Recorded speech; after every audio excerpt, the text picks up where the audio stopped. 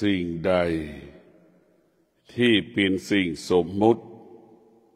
มิใช่ความจริงสิ่งใดที่ไม่ได้เป็นสิ่งสมมุติเป็นความจริง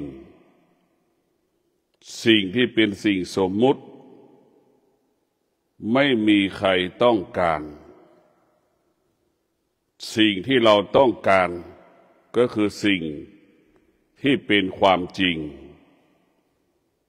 สิ่งที่เป็นความจริงไม่มีใครสมมุติมีอยู่เป็นอยู่คงอยู่ในร่างกายของเราจิตใจของเราสิ่งที่เราต้องการก็คือความสุขสิ่งที่เราไม่ต้องการก็คือความทุกข์ท่านทั้งหลายปีศักราช 2567 จะล่วงพ้นจากชีวิตเราไปบุคคลที่มีสติในปี 2567 จะเป็นบุคคลที่คนทุกคนยอมรับเป็นที่รักของบุคคลอื่นๆขนาดเดียวกันบุคคลที่ขาดสติในปีพ.ศ. 2567 ย่อมเป็นที่รังเกียจของบุคคลอื่น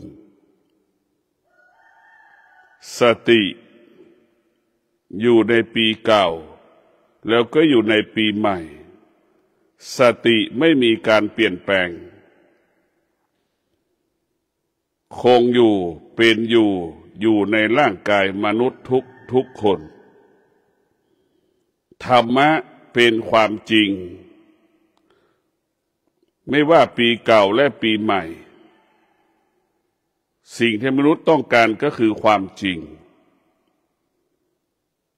ไม่ว่าปีเก่าและปีใหม่สิ่งที่มนุษย์ไม่ต้องการก็คือความไม่เป็นจริงมนุษย์ที่มีสติก็จะอยู่กับความเป็นจริงแสวงหาความจริงความทุกข์ก็เป็นความจริงเป็นสิ่งที่เราไม่ต้องการเราจะต้องแสวงหาหนทางที่จะดับความทุกข์หาช่องทางแนวทางไม่ให้ความทุกข์มันเกิดขึ้นกับชีวิตของเราเมื่อเรามีสติเราก็อยู่กับความทุกข์ได้เมื่อเรามีสติเราจะออกจากความทุกข์ได้เมื่อเรามีสติเราก็จะหลุดพ้นจากความทุกข์นั้นได้ไม่ว่าปีใหม่และปีเก่าถ้าเรามีสติเราจะอยู่ได้ทั้งปีใหม่และปีเก่าหากเราขาดสติเราก็ไม่เห็นทุกข์อยู่กับความทุกข์ไม่ได้เมื่อความทุกข์มันเกิดเมื่อความทุกข์เกิดก็แก้ความทุกข์ไม่ได้ดับความทุกข์ไม่ได้ออกจากความทุกข์ไม่ได้เพราะเราขาดสติ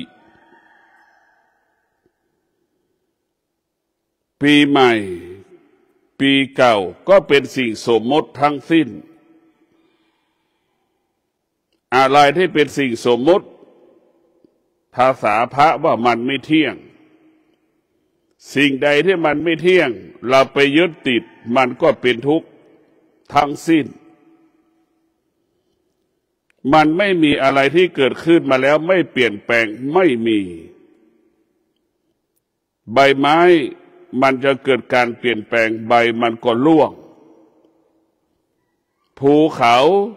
หน้าผาก้อนหินมันก็เกิดความเสื่อมเกิดการเปลี่ยนแปลงสิ่งมีชีวิตสิ่งไม่มีชีวิตล้วนเสื่อมได้มีการเปลี่ยนแปลงตลอดเวลามีสิ่งหนึ่งที่พระพุทธเจ้าค้นพบ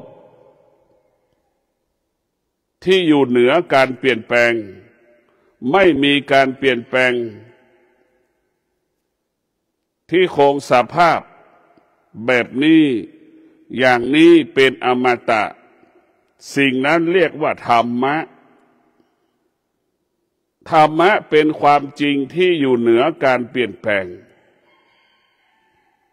เมื่อเราไม่ต้องการสิ่งที่เมื่อเราต้องการ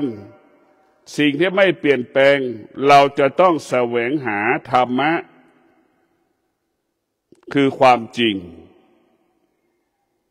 ความจริงเบื้องต้นและขั้นพื้นฐานของคนทุกๆคนที่เกิดมาอันดับแรก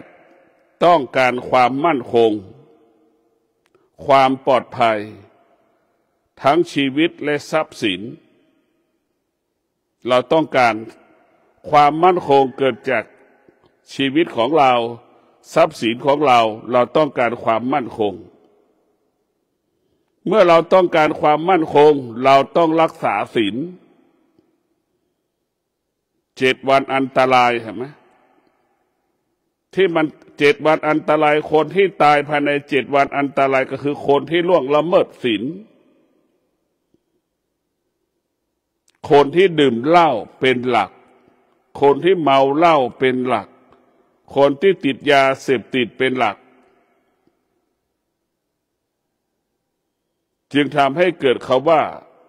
ความตายหรือตายก่อนเวลากำหนด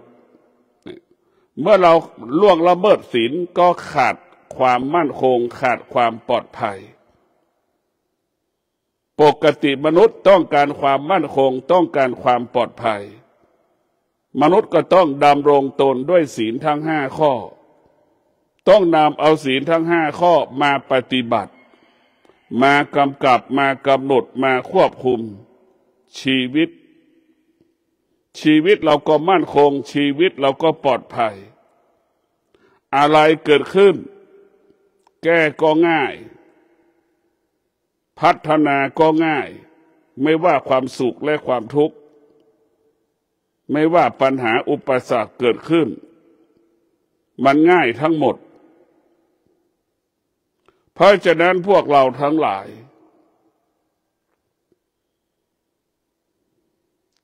สิ่งที่เป็นสิ่งสมมุติทุกคนไม่ยึดมั่นไม่ถือมั่นไม่ครอบครองเช่นวัตถุสิ่งของที่มันเป็นของปลอมทั้งหลายนี่เราจะไม่ครอบครองสิ่งที่มันไม่เป็นความจริงเพชรพลอยทั้งหลายที่ไม่เป็นของปลอมเราก็ไม่ครอบครองสิ่งที่เป็นสิ่งสมมติมันเป็นสิ่งที่ไม่มีค่าสิ่งที่มีค่าคือเป็นสิ่งที่ไม่ได้สมมติเช่นธรรมะเป็นสิ่งที่มีค่าธรรมะก็หมายถึงศีลเนี่ยเช่นบุคคลใดดำรงตนด้วยศีลบุคคลนั้นจะมีเป็นผู้ที่มีคุณค่าเช่นลูกดำรงตนด้วยศีลทั้ง5 ข้อเนี่ยลูกก็จะมีคุณค่ามีความหมายให้พ่อแม่ของตนพ่อแม่ดำรงตนด้วยศีลเป็นพ่อแม่ที่มีคุณค่าต่อลูกสามีและภรรยารักษาศีลมีคุณค่ามีความหมายซึ่งกันและกัน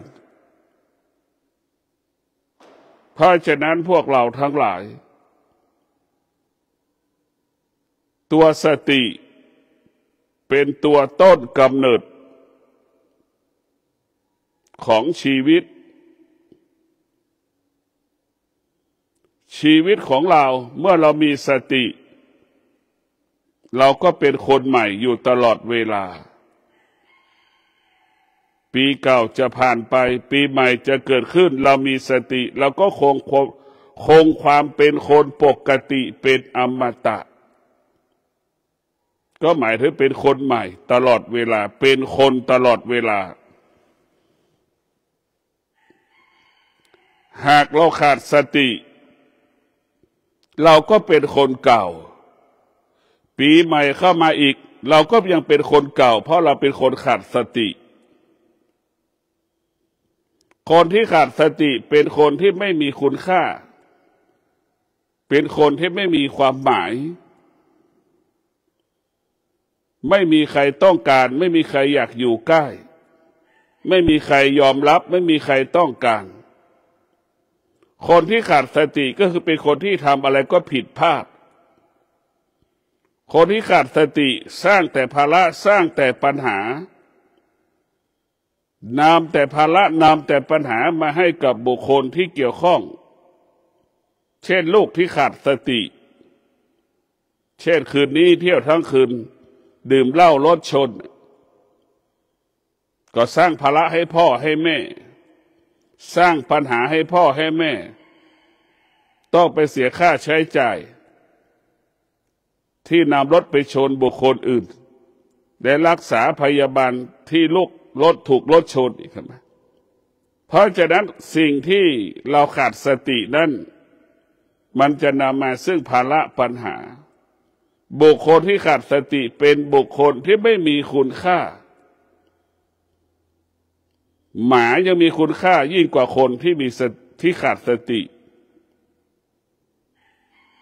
ลูกจ้างยังมีค่ามากกว่าลูกของตนเองเพราะลูกจ้างมีสติคุณค่าของคนอยู่ที่คนมีสติคนที่หมดค่ากับคนที่ขาดสติคนที่ขาดสติคิดสำเร็จพูดสำเร็จทำการใดสำเร็จไม่ว่าปีใหม่ปีเก่าสิ่งที่เราต้องการคือความสำเร็จทุกวันทุกเดือนทุกปีทุกลมหายใจสิ่งที่เราต้องการเมื่อเราต้องการความสำเร็จอยากให้ความสำเร็จเกิดขึ้นกับชีวิตเราก็ต้องมีสติต้องใช้สติเราจะไม่ใช้ความคิดเป็นสิ่งสมมุติสติเป็นสิ่งที่อยู่เหนือสิ่งสมมุติสติเป็นสิ่งที่อยู่เหนือสิ่งสมมุติความคิดเป็นสิ่งที่เราสมมุติขึ้นสมมุติว่าพ่อสมมุติว่าแม่เนี่ยสมมุติว่าลูกสมมุติว่าภรรยาสามีสิ่งเหล่านี้มันเปลี่ยนแปลงอะไรที่เปลี่ยนแปลงไม่ใช่ความจริงอะไรที่เป็นความไม่จริงก็เป็นปกติที่ชาวโลกไม่ต้องการสิ่งที่ชาวโลกต้องการก็คือความจริงความจริงก็คือสติสามีมีสติสตินั่นก็จะบังคับให้สามีดำรงตนด้วยศีลทั้ง5ข้อเมื่อสามีดำรงตนด้วยศีลทั้ง5ข้อสามีก็ซื่อสัตย์ต่อภรรยาตนเองภรรยาดำรงตนด้วยศีลทั้ง5ข้อศีลทั้ง5ข้อก็บังคับให้ภรรยาซื่อสัตย์ต่อสามีตนเองนี่แหละอานุภาพของธรรมะของพระพุทธเจ้าน่ะมันจะบังคับให้เรามีสติรู้อยู่ตลอดเวลาลูกมีสติมันก็จะบังคับให้ลูกนั้นรักษาศีลบังคับให้ลูกรักษาศีลลูกก็จะมีสติรู้ว่าถ้าดื่มเหล้าพ่อแม่ไม่ชอบใจแม่ทุกข์ใจเนี่ยมันก็จะรู้แบบนั้นแหละมันจะมีสติให้เรารู้ถ้าเราล่วงละเมิดศีลเป็นที่รังเกียจของคนทุกคนเช่นเราพูดโกหกพูดเท็จพูดสิ่งนั้นเป็นความจริงก็ไม่มีใครยอมรับเราไม่มีใครยอมรับเราเพราะฉะนั้นพวกเราทั้งหลายไม่ว่าปีใหม่ปีเก่าหากเรามีสติชีวิตเรามั่นคงตลอดเวลาชีวิตเราเจริญรุ่งเรืองอยู่ตลอดเวลาทำการใดๆไม่ว่าปีใหม่ปีเก่าเรามีสติสำเร็จทุกการเวลาธรรมะของพระพุทธเจ้าจึงตอบโจทย์ชีวิตเราได้เพราะธรรมะ เป็นสิ่งที่อยู่เหนือสิ่งสมมุติธรรมะคงอยู่เป็นอยู่ในร่างกายของเราทุกๆคนร่างกายของเราจิตใจของเรามันต้องการความจริงไม่ต้องการความจริงมีสองประการต้องการความจริงกับไม่ต้องการความจริงแต่มนุษย์ทั้งโลกที่สัมผัสรู้สึกได้อยู่กับความไม่เป็นจริงอยู่กับสิ่งที่ไม่เป็นจริงครอบครองสิ่งที่ไม่เป็นจริงเมื่อความไม่เป็นจริงเกิดการเปลี่ยนแปลงเกิดความทุกข์ความทุกข์เกิดขึ้นแล้วก็เป็นทุกข์ความสุขเกิดขึ้นแล้วเปลี่ยนแปลงก็เป็นทุกข์ก็เพราะมนุษย์ขาดสติจึงไม่รู้สิ่งใดเป็นความจริงจึงไม่รู้ว่าสิ่งใดเป็นความไม่จริงจึงแยกแยะไม่ได้แยกแยะไม่ออกเหมือนมนุษย์เหมือนบุคคลที่ตาบอดไม่สามารถแยกได้ว่านี่คือทองคำไม่สามารถแยกแยะได้อันนี้เพชรไม่พลอยมันแยกไม่ได้เพราะฉะนั้นพวกเราทั้งหลายความจริงก็คือศีลถ้าเรารักษาศีลเราจะเป็นบุคคลที่ดำรงตนตามความเป็นจริงเช่นเราไม่เบียดเบียนชีวิตบุคคลอื่นไม่เบียดเบียนชีวิตตนเองไม่เบียดทรัพย์สมบัติของตนเองไม่เบียดเบียนทรัพย์ของคนอื่นไม่เบียดเบียนครอบครัวของตนเองไม่เบียดเบียนครอบครัวของคนอื่นไม่โกหกพูดเท็จต่อตนเองและบุคคลอื่นไม่เบียดเบียนอาชีพของตนเองและบุคคลอื่นนี่มันจะมีสติแบบนี้นี่คือความจริงความไม่เป็นจริงเราไม่ความไม่เป็นจริงก็คือเราไม่ยอมให้ใครมาเบียดเบียนชีวิตของเราเห็นไหมใครจะมาฆ่าเราก็ไม่ยอมใครจะมาทำลายเราก็ไม่ยอมนี่ความไม่เป็นจริงมนุษย์ทุกคนก็ต้องปกป้องตนเองไม่มีใครจะฆ่าเราจะวิ่งไปหาแม่พ่อแม่ไม่มีในโลกเราจะต้องวิ่งตัวเองจัดการตัวเองหมดนี่แหละธรรมะจะเป็นที่พึ่งของตนเองตลอดเวลาศีลจะเป็นความจริงของคนทุกๆคนบุคคลใดก็แล้วแต่ที่เกิดขึ้นมาบนโลกดำรงตนด้วยศีลทั้ง5 ข้อ 1. มีความสุข100% 2. ชีวิตปลอดภัยมั่นคง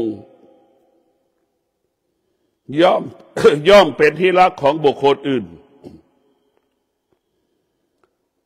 อยู่ที่ใดคนไปมาหาสู่ไปณที่ใดคนต้อนรับคิดพูดสิ่งใดคนนำไปปฏิบัตินี่แหละคือความจริง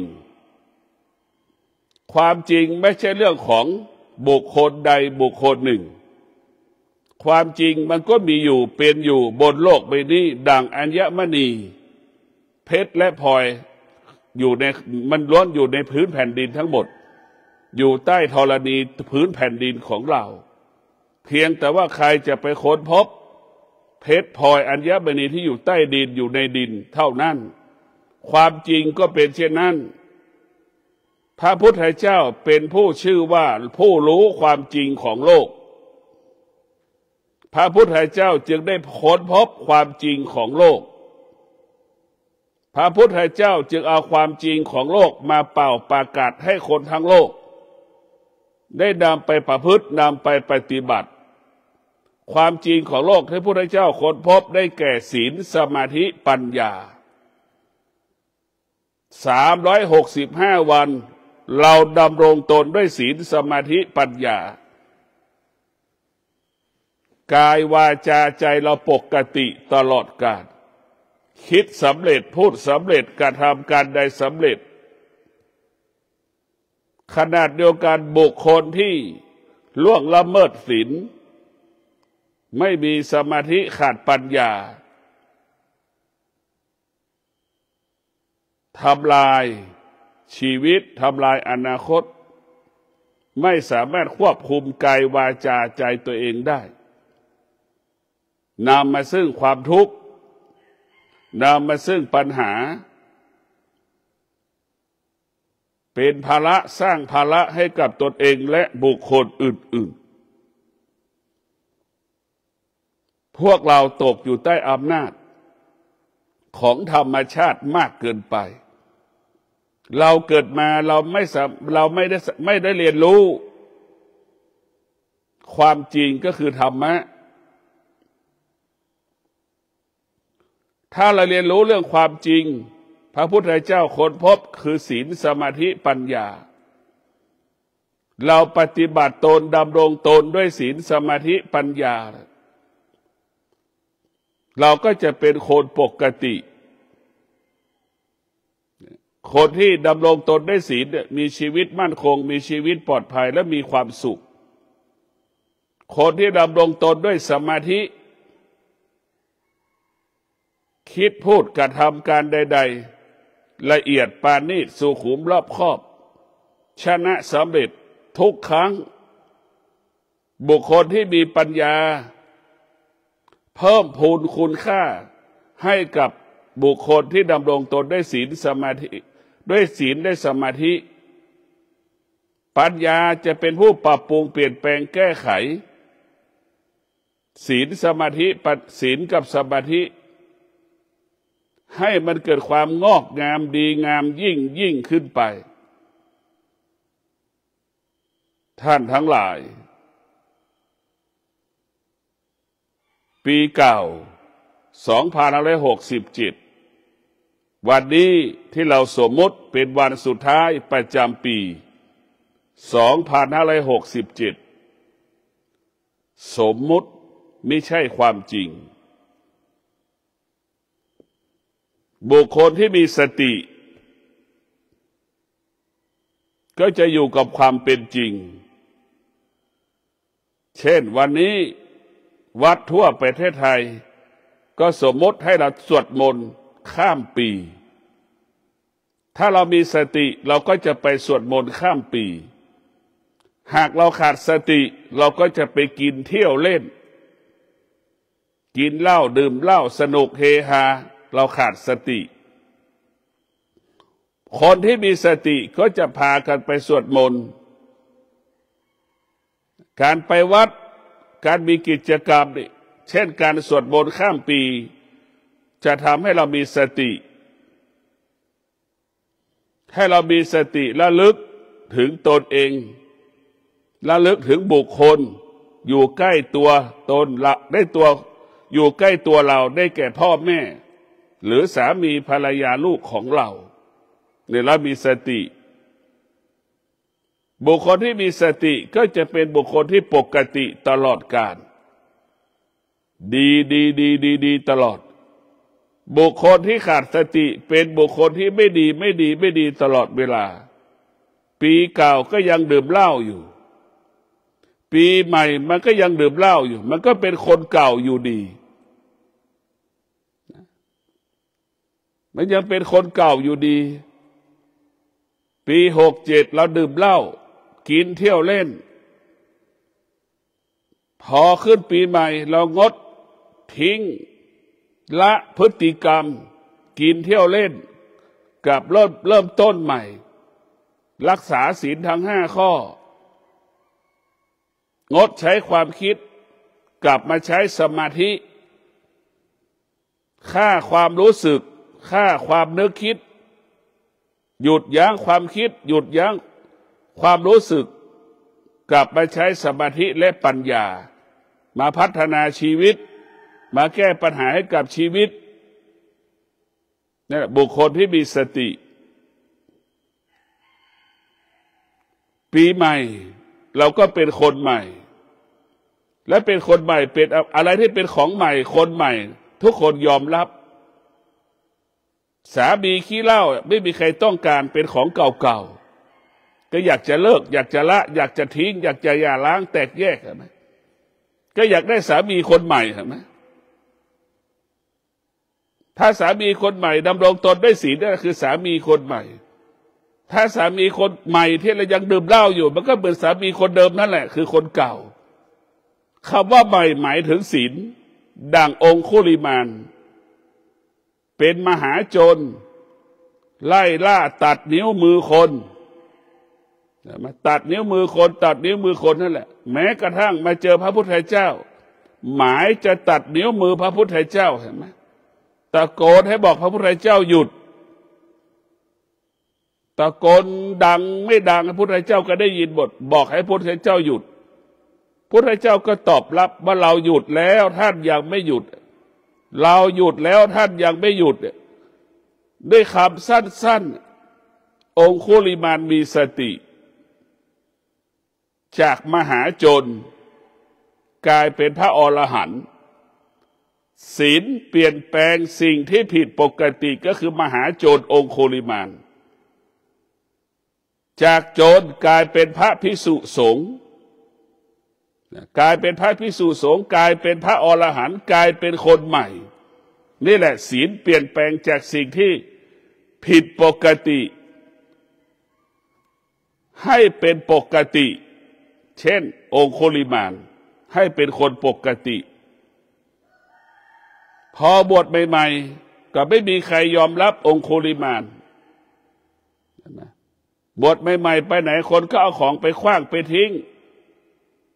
ด่าสาปแช่งองคุลิมานแต่องคุลิมานก็มีสติรู้ว่าทำบาปกรรมไปเยอะก็ยินยอมให้บุคคลเหล่านั้นจะฆ่าจะตบจะตีด่าว่าเอาของเน่าของสกปรกเทใส่หัวเทใส่ร่างกายขับไล่ออกไปบิณฑบาตยามไปบิณฑบาตถูกขับไล่ตลอดเวลาจนถึงที่สุดองคุลิมานเป็นที่ยอมรับทำไมองคุลิมานเป็นที่ยอมรับเพราะองคุลิมานมีสติละลดเลิกพฤติกรรมจนถึงที่สุดคนยอมรับองคุลิมานก็คือมีสติยอมรับความจริง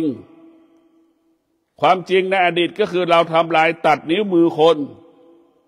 ความจริงในปัจจุบันเรามีสติอดทนความจริงในปัจจุบันมีวิริยะภาคเพียรอยู่กับเหตุการณ์ปัญหาที่ประสบอยู่ณขนาดนี้นี่คือความจริง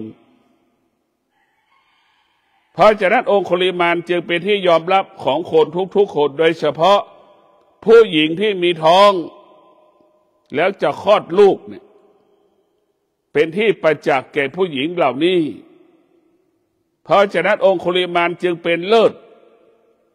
ยามที่ผู้หญิงจะท้องและจะคลอดผู้หญิงคนไหนที่คลอดยากก็จะระลึกถึงองคุลิมานทำให้ผู้หญิงคนนั้นคลอดลูกได้ง่ายเป็นที่ประจักษ์ยกย่องสรรเสริญเพราะฉะนั้นพวกเราทั้งหลายศีลเปลี่ยนแปลงชีวิตของเราในปีเก่ามันจะผ่านแล้วเราต้องดำรงตนด้วยศีลคนใหม่จากปีเก่าพอไปสู่ปีใหม่แล้วก็เป็นของใหม่เป็นคนใหม่นี่แหละคือเป็นที่ยอมรับของคนทุกๆคนพวกเราทั้งหลายเรามีสติในการดำเนินชีวิตโดยใช้ธรรมะมาเป็นผู้กำกับมาเป็นผู้กำหนดชีวิตของเราจะไม่ยึดติดในสิ่งสมมุติอะไรที่เป็นสิ่งสมมุติมันไม่ใช่ความจริงเป็นของปลอมเป็นของไม่จริงคำว่าของปลอมคำว่าของไม่จริงสิ่งไม่เป็นจริงไม่มีใครต้องการเพราะฉะนั้นเราก็ต้องละสิ่งสมมุติทั้งสิ้นไม่ยึดติดในสิ่งสมมุติลมหายใจเข้าลมหายใจออกก็เป็นสิ่งสมมุติพ่อแม่สามีภรรยาลูกก็เป็นสิ่งสมมุติมันเป็นสิ่งสมมุติทั้งสิ้นที่เราครอบครองอยู่ทุกวันนี้มันจึงเป็นเหตุให้เกิดความทุกข์ทั้งสิ้นที่เราสมมุติขึ้นร่างกายของเรามันเคยเดินคล่องวันนี้เดินไม่คล่องเห็นไหมมันก็เป็นสิ่งสมมุติเป็นทุกข์อีกมันเปลี่ยนแปลงสิ่งที่สมมุติมันเปลี่ยนแปลงตลอดเวลา ฟันไม่เคยเคี้ยวข้าวอร่อยมันได้เคี้ยวไม่ได้เป็นทุกข์อีกปากมีบาดมีแผลจะเอาข้าวใส่ปากจะกินก็เป็นทุกข์อีกจะนอนก็เป็นทุกข์อีกเจ็บหลังปวดหลังอันนี้แหละคือสิ่งที่มันสมมติมันไม่ใช่ความจริงลุกก็ยากเป็นทุกข์ทั้งสิ้นเห็นไหมมันสิ่งสมมติมันเปลี่ยนแปลงตลอดเวลาสิ่งสมมติเป็นสิ่งที่เปลี่ยนแปลงสิ่งที่เปลี่ยนแปลงไม่ใช่ความจริงแต่มนุษย์ก็อยู่กับความไม่เป็นจริงตั้งแต่เกิดจนตายต้องการความจริงเพียงแต่คำพูดแต่พฤติกรรมเราไม่เปลี่ยนแปลงจิตเราเหมือนเด็ก10 ขวบ6 ขวบเป็นแค่นั้นแหละเหมือนเด็กพูดได้แต่ปากแต่ทำไม่ได้เหมือนเด็กเพราะเราไม่เคยพัฒนาจิต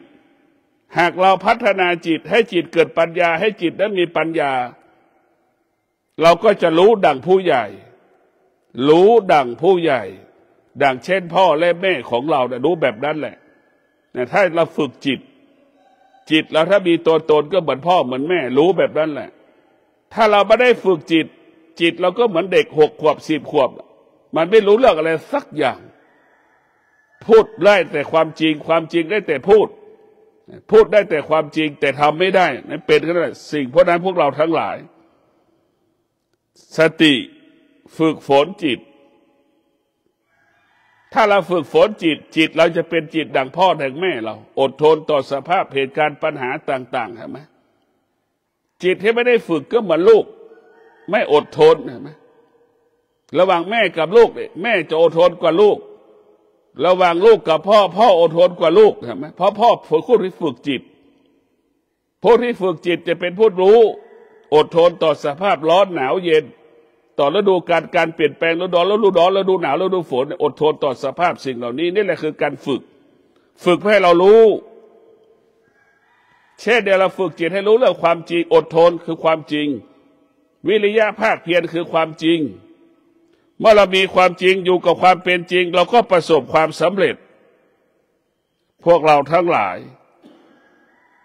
เราต้องมีสติพิจารณาการดำเนินชีวิตของเราแต่ละวันเนี่ยเราต้องมีสติเราจะต้องละสิ่งสมมุติเราจะต้องทิ้งสิ่งสมมุติออกไปจากกายจากจิตไม่ว่าปีใหม่และปีเก่าเราจะไม่ยึดติดสิ่งสมมุติเมื่อเราไม่ยึดติดสิ่งสมมุติปีเก่าก็ไม่ทุกข์ปีใหม่ก็ไม่ทุกข์ปีเก่าก็สุขปีใหม่ก็สุขชีวิตบ้านคงปลอดภัยทั้งปีใหม่ปีเก่าเพราะเราไม่ยึดติดในสิ่งสมมุติเพราะฉะนั้นสิ่งสมมุติมันไม่ใช่ความเป็นจริงขอให้พวกเราอยู่เหนือสิ่งสมมุติก็คือสติรู้ว่าร้อนเนี่ยเราก็รู้ว่ามันร้อนแล้วสติเรารู้ว่ามันร้อนอยู่เหนือมันแล้วอยู่เหนือความร้อนอยู่เหนือความหนาวอยู่เหนือความเย็นเนี่ยเรารู้มันรู้จึงอยู่เหนือรู้แล้วก็ละสิ่งที่รู้นั่นแหละจิตผู้รู้จะเป็นเช่นนี้รู้ไม่ยึดติดสิ่งที่รู้นั่นคือจิตของผู้รู้ไม่ตามรู้นั่นจิตของผู้รู้ไม่สงสัยนั่นคือ